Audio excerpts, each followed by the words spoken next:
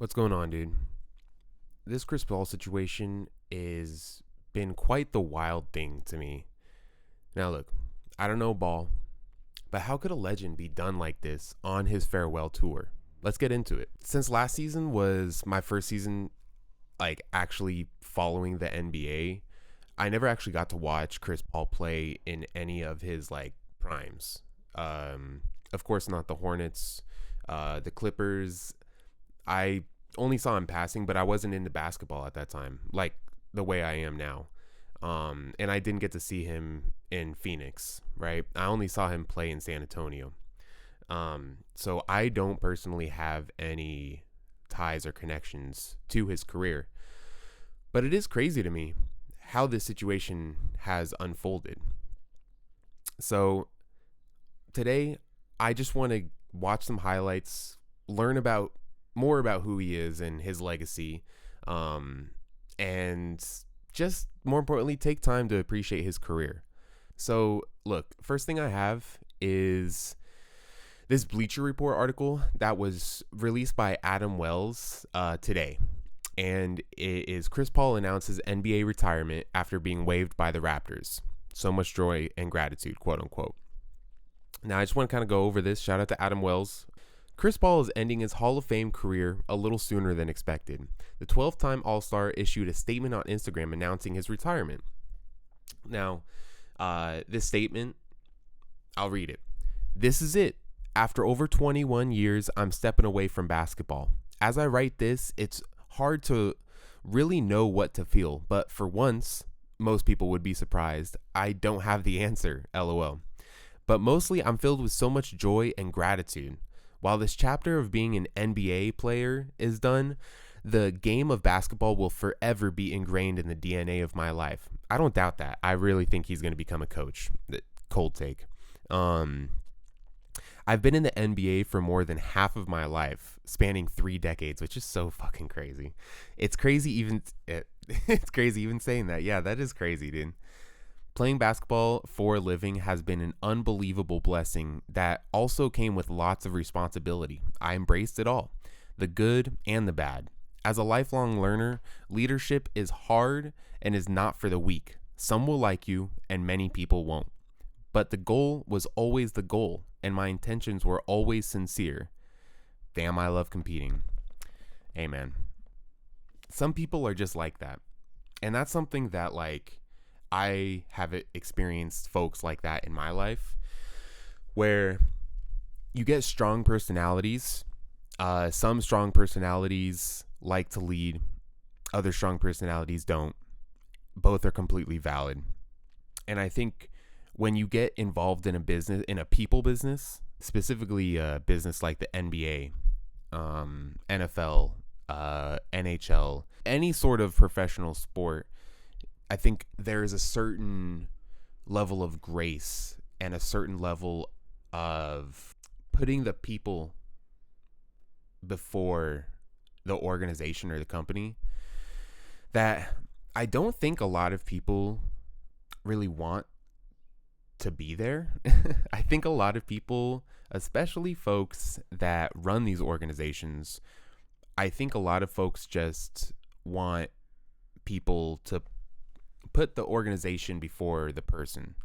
And I think this is something that is very common in capitalism, which, hey, congratulations, this is a leftist channel. I'll probably be talking a lot about capitalism.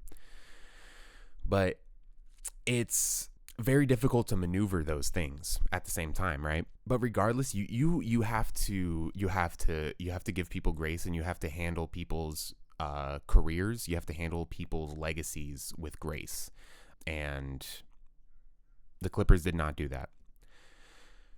Let's continue. Paul's announcement came after the Toronto Raptors officially waived him, which, if for some reason you don't know, I believe he technically got traded to the Raptors, and he was very vocal even prior to the season about he just wants to play in LA. So everybody knew that, even though he was technically with the Raptors, he wasn't actually going to go play for the Raptors. You know what I mean?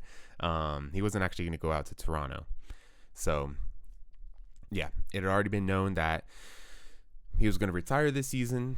Paul's final NBA game was with the Clippers on December 1st, and he finished with 8 points, 3 assists, and 15 minutes off the bench in a loss to the Miami Heat. Despite the unceremonious end to Paul's career, he is leaving the NBA as one of the most accomplished point guards in league history. Paul was named an All-Star team 12 times, All-NBA team 11 times, All-Defensive 9 times. That is so fucking insane. That is so insane, dude. That is so insane. He is one of 8 players ever to have at least 20 combined All-Star and All-Defensive team selections. That is ridiculous, dude. The point guard ranks second all-time to John Stockton in both career assists and steals. Another part of Paul's legacy in the NBA is as one of 2 key figures, along with the then NBA Commissioner David Stern in the December 2011 trade between the Hornets and the Lakers. Even though the 2 teams agreed to the terms that would have sent Paul to the Lakers, Stern stepped in to veto the move at a time when the league owned and operated the Hornets. Man, that is so crazy. That is such a crazy little turn of events. Like, it's one of those really popular what ifs that I've heard a lot about. What if Chris Paul and Kobe were able to play together? Bro, that legit would have been one of the greatest backcourts of all time. I really just do not doubt that at all. After a stellar 2-year run in college at Wake Forest, Chris Paul went number 4 overall to the Hornets in the 2005 NBA draft, which is crazy because, like, LeBron is the oldest, came 2003 NBA draft. But now, Chris Paul, I don't think anybody's still in the league from the 04 draft. I think Chris Paul was the last person from the 05 draft. I don't think anybody's from the 06 draft, and I think the next group of people from the 07 draft. I think that's like the Kevin Durant, Jeff Green, etc. I might be mistaken, but I think that's the case. Now, best season in franchise history for the Hornets remains the 07-08 campaign, when the then New Orleans Hornets, I'm pretty certain, won 56 games, took the Spurs to 7-game series in the Western Conference semifinals, which the 07-08 campaign, 07-08, that was, oh man, did the Spurs win? Because I know the Lakers won back-to-back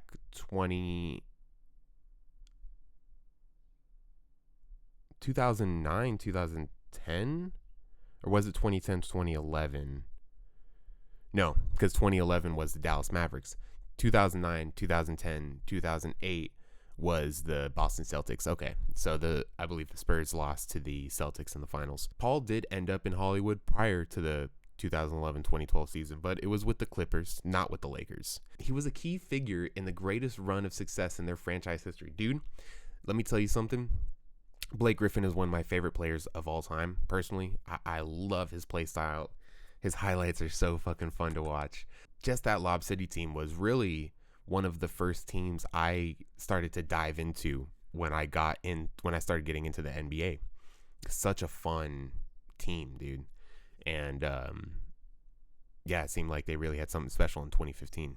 Yeah, Paul would continue to move around the league, signed with the Rockets, where he made a deep playoff push with James Harden, but he tore his Achilles or his ACL, or he had some sort of major injury in the playoffs. I think he got sent off after that. Yeah, man, that's so crazy. That's so crazy. He'll be eligible for the Basketball Hall of Fame in 2029. I hope he's a first ballot Hall of Famer, dude. That would be awesome. I think the thing that really stings about all this is, like, he couldn't go out on his own terms. You have not just a franchise legend for the Clippers, but a league legend, one of the greatest point guards to ever play. And he wasn't able to go out on his terms, which sucks, dude. That really sucks. That really, really sucks. Yeah, I just wish Chris Paul had a better out, man. But you know what? I have a feeling that he's going to have a great post-NBA player career. I'm really excited to see what that looks like. Now, to end this video, there's an account that I follow on Twitter or X that hopefully if you're seeing this video, you're already tapped in with, and if you're not, you definitely should be. It's this guy, Brett Usher, Now, if you don't follow him, definitely should. Dude has helped me educate myself on a lot of different players and just a lot of history that I've missed out on. So I kind of want to watch this. Chris Paul, 2015, round 1, game 4, 34-7, 11 for 19. Man, what a stat line. The thing that I really love about Chris Paul's game is just how stable he looks. His center of balance just seems so like solid. You know, when he was in his mode, he just seemed like the hardest person to get off his feet. And just the way he was able to attack the paint, get 2 feet in, create some space, either dish it out or just pull up midi jumper or something. It's beautiful, dude. Beautiful. So I kind of just want to watch this performance, see some highlights, and just appreciate his game a little bit. All right, so he goes, just pulls up. Beautiful, beautiful jumper. Honestly, I love the look of it. Goes, tries to draw a foul, doesn't, dishes it down the paint. Beautiful, man. Just his ability to throw the ball, catch people in like their stride. Oh my God, it's just such a hard thing to do well, and he just did it so well, so well. Just go down, drive, get some feet in the paint, pull up, make a bucket. Beautiful, man.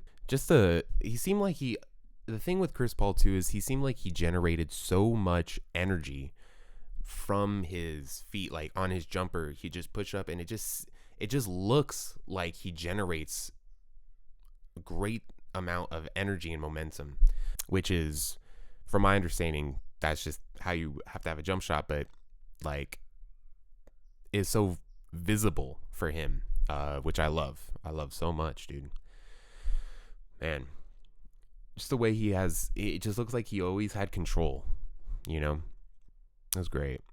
Let's get off that screen, jump up. Dude could jump so fucking high too. And that's just so crazy, dude. He should not have been able to make that shot. He really should not have been able to make that shot. That's ridiculous, man. That was like a circus shot, dude. That's so crazy. Go off the screen. That was a hard screen. Go up, pull up. Yep. That was beautiful. Double screen. Or not a double screen, but like I don't know what the terminology is. I'm trying to learn. Man, just his pull up jump is just, man, the way he'd make decisions, you know, he knew exactly where he wanted the ball to go. He knew exactly where he wanted things to be. It was just amazing. Oh my God, the way he was able to generate space right there. Good Lord, man. Look at the amount of space he was able to generate.